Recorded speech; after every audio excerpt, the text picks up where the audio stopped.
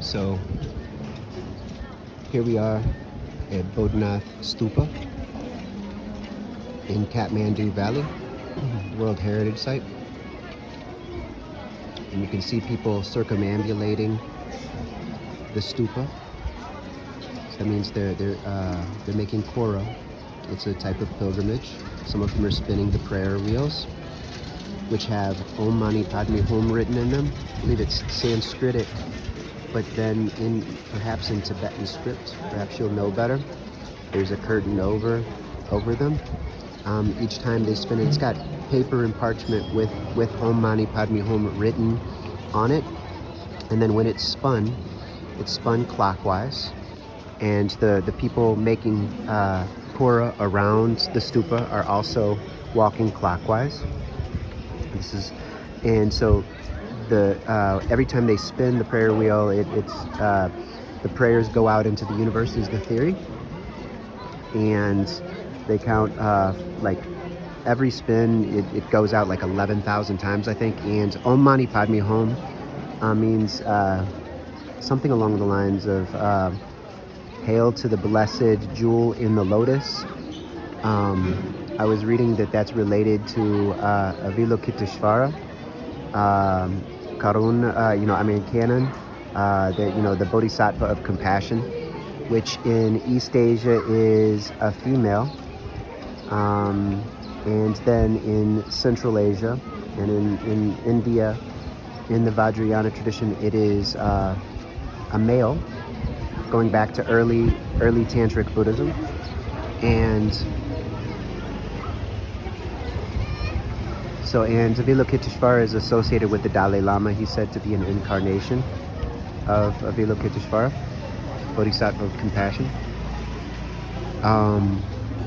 This stupa, it's basically a mandala. So it's a three-dimensional object of meditation. And there are many built like this to a certain extent, but like there's a very famous one in Indonesia at Borobudur. It's a giant mandala, and so it's you walk up it and around it, and you meditate on the impermanence of life and the different levels of hell and heaven and samsara, the realm of suffering, and attaining nibbana in order to be free of suffering. So my understanding is, so you've got this mandala that it goes up in kind of steps. It's on levels, and then you've got a drum, I think is what they call it. And then you've got the mound, which is a heap. Traditionally, it was just an earthen mound built over cremated remains and relics. But I believe in Central Asia and in the Eurasian steppes, you'll find that people were buried under the mounds with their horses, shaman, kings, chiefs, etc., and with sacred objects. And then perhaps later it transitioned into this type of a mound. Now, the mound, the word stupa, I believe it's related to the word heap, like a heap of dirt and clay, like a mound. And like usually there would be grass growing on top of it, as you see it in Patan at I believe 3 of the 4 Ashoka stupas there have grass growing on top of them. They're not paved over. This is covered in maybe, I don't know if that's called stucco, but it has a clay overlay, maybe a concrete overlay, I'm not certain. Then on top of that, you've got a cube. And notice, and the cube has the eyes and the nose on it. Now it has a third eye that's being covered by the curtain, partially.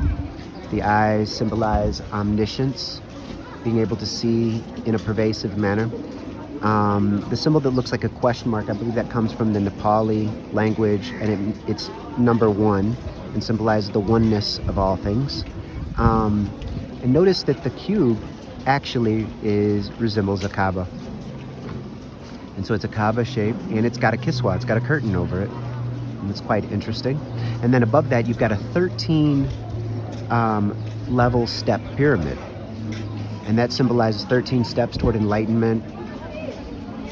And then there is almost, it looks like a mechanical cog above the step pyramid, very similar to what you see on top of Mahabodhi Temple in Bodh Gaya. And basically, through the very center of the stupa going down, I believe you've got a pole. So it's kind of like a maypole going all the way down, and then under that is where the relic box would be kept. And my understanding is that this stupa contains relics of Kassapa, which is one of the previous Buddhas who lived in this area in the Gangetic Plains, who was from Varanasi and had a life story very similar to Shakyamuni Buddha. Now the mound itself has ghee covered on it. I don't know how often they pour ghee as an act of devotion. Let me see. So basically you've got this pole going up the center, and then above that you've got an umbrella called a checha or a chat, I believe. And it's made of gold, and I think that above that there's like a bell type of shape, almost like a little space capsule. And I think sometimes they would hold trays of jewels, precious gemstones. Traditionally, you've got prayer flags going down at all angles. There are miniature stupas or chortens all around, and little shrines to various bodhisattvas and protective beings, I believe. Now it's interesting that in many societies around, the many Indo-European societies, there are rituals to this very day of circumambulating or dancing around a maypole. And many rituals in many cultures around the world circumambulate and dance around a pole, an access point. And so you've got this here in the middle of the stupa. You've got a mound. You've got a box or a cube, a Kaaba type of structure. You've got a pyramid. So a number of very sacred structures in many societies are all brought into one here. I believe the mound in the Buddhist sense is to symbolize the upside down begging bowl, and then the pole is a walking stick, I believe. So there's all kinds of symbolism associated with these structures.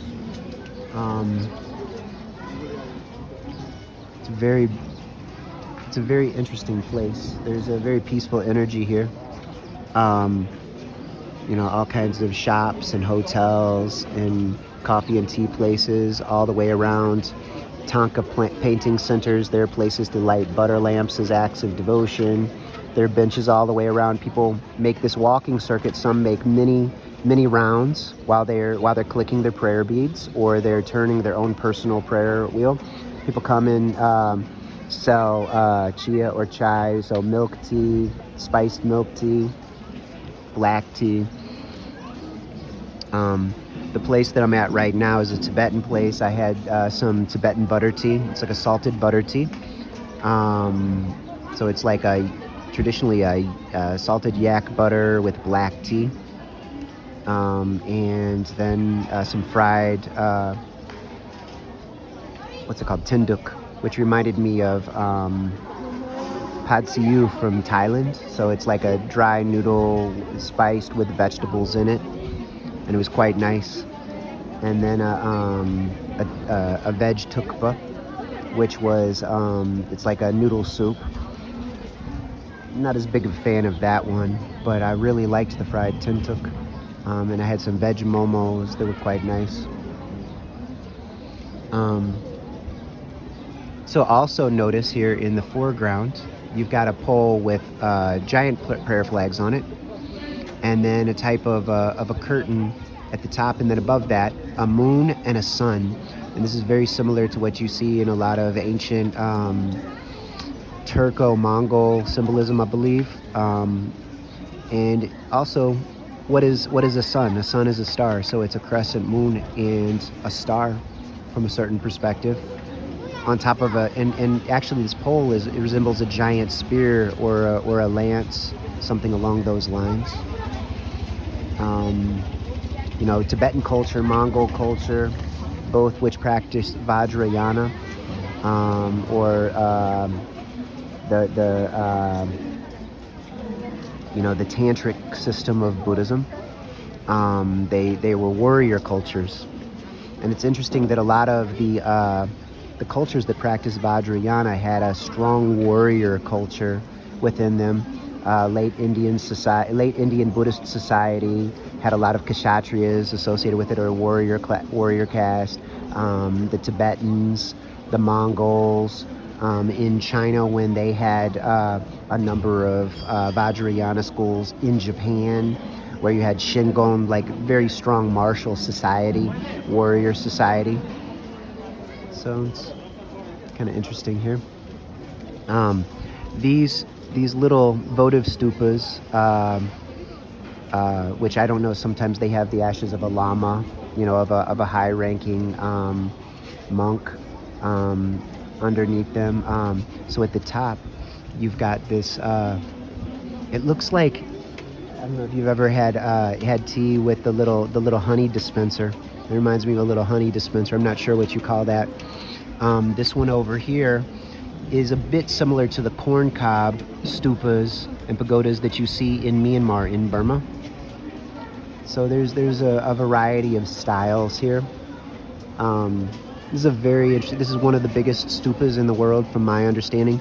It's the holiest place for Tibetans outside of Tibet itself, and it's a very sacred place for Buddhists. Many Hindus come and visit here as well. There you'll see people from all around the world here. It's a fascinating place. And so you'll see you'll see women in their traditional clothes. You'll see monks and nuns. You'll see Westerners who are learning Vajrayana Buddhism, and they're clicking their prayer beads. It's a fascinating place to get an insight into human spirituality and human religiosity. It's interesting that they make tawaf, they circumambulate, they make kora, but they go clockwise. It's interesting that there's a Kaaba-shaped cube that's part of the stupa. It's interesting that they have a crescent moon and a sun, which is a star, as one of their symbols. It's interesting that above the cube shape there is a kiswa, or a curtain. This would have been very prominent in Central Asia. You would have seen something very similar at Peshawar and Odiyana and various areas in what is now Pakistan, up near Takshila, and up in Afghanistan, in what Muslims traditionally call Khorasan, and in Eastern Persian realms that were Buddhist, up by Uzbekistan. You would see very similar structures and similar practices here. So many of the people of Indian and Pakistani descent had ancestors that did very similar rituals and had a similar way of living, or similar way of viewing things, and had similar imprints from that time that passed on through nature and nurture. Very fascinating. It sounds like we're starting to get some thunder. We may get a little storm in here soon. So I'll go ahead and draw this one to a close. But so this is the Boudanath Stupa in Kathmandu Valley. And also, by the way, there's been a stupa here for at least 1,600 years. This one is much newer, and it's connected to the Nepal-Tibet salt route. There used to be, the Tibetans would bring salt from the Tibetan plateau across the mountain passes here to trade salt for spices, for books, for objects, and so there was a very vigorous trade here for maybe a millennia or more, and that would have technically been connected to the Silk Road network. It started to dry up a while back. I don't know how long ago, but it ceased to exist because sea salt from India could more easily be transported to Nepal. So so it was no longer as important. But this trade route, this place was very important on that trade route between India, Nepal, and Tibet, and a lot of Buddhist ideas, sacred objects, scriptures, etc., were transmitted from this point into the Tibetan plateau and beyond. So this is a very important cultural and spiritual transmission point.